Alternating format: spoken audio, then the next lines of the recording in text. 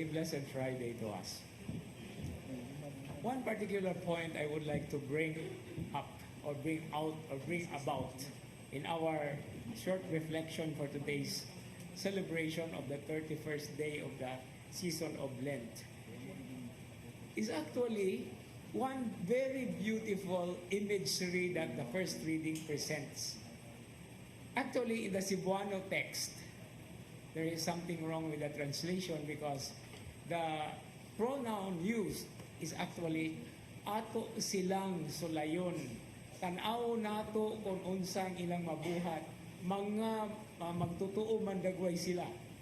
Which is actually in the Greek text is singular because the author of this first reading, the Book of Wisdom, is actually basing himself on the suffering servant hymns of the prophet Isaiah. And it is referring only to one person, which, when we take a look into, is about Jesus actually. And this is what we call a prophecy of what Jesus is going to fulfill. Because all these things that they said, for example, He judges us debased, He holds aloof from our paths because He wants us, He criticizes our righteousness, etc., etc. And so this is what is the very heart of this. And one particular expression there is, let us put Him to a test and try His patience. Now, since this is also applied to the community of believers, especially in today's context, there are so many different trials and tests that we actually experience. In fact, pag-agi na ko ganina, diha sa may IEC, lami kayong chicharon sa karkar. Uy, Bernice Maron. No? Well, these are little things. I don't know if you just practically connect with it ba, no? Pagkadaghan sa aling tentasyon, uy, lamir ba kayo? Even before I left my room, I looked at that bacon thing that somebody gave me. Palamig kauno, no? Because, yung ani ganing panahon na when we are practically doing the disciplines, daghan kayong musulay, no?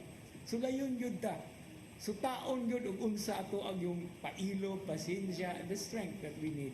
And this is not just only for today.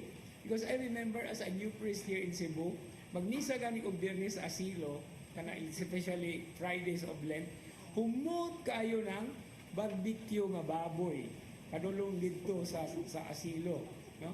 Kung ano man jud ning ingon ani, no? But anyway, these are just little glimpses of the many things that not only men will give us as tests or trials, but also ang demonyo sa intawon mao ang trabaho.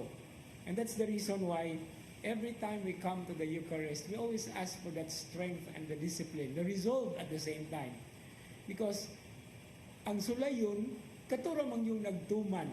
But you cannot say, di na lang kumutuman, oy, para dili ko suwayon. No? But anyway, again, this is what we pray in our Father that the Lord Jesus. No? Marang kapila na siguro rin ako gibalik within this month. Now, we do not say to the Lord as we pray, to the Father as we say, do not bring us to the test. Nga naman, kinsa man ta. The Son of God was even tested also. Nga nung ingon man do not bring us to the test. We are all tested.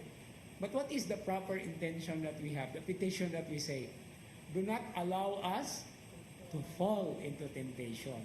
Because temptations are actually ways of strengthening us. And this is also the same thing that we have to be grateful for the Lord.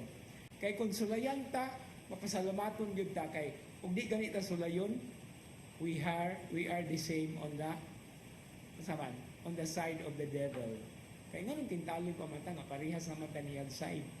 So ang tintalon katurag yun di ay dool sa Ginoo. So kung gitintal mo, pasalamat gud sa Ginoo. Ay gyud din yung kalimti og pasalamat. Ay mo pagduha-duhang pasalamat because only those who are close to the Lord are tested. And if you don't feel like tested, you should be sad. As we continue this Eucharistic celebration and we offer our thanksgiving, we also intensify the need to be able to strengthen ourselves and for the grace of God to constantly protect and guide us always. And most of all, always grant us the graces that we need in our daily lives. Amen.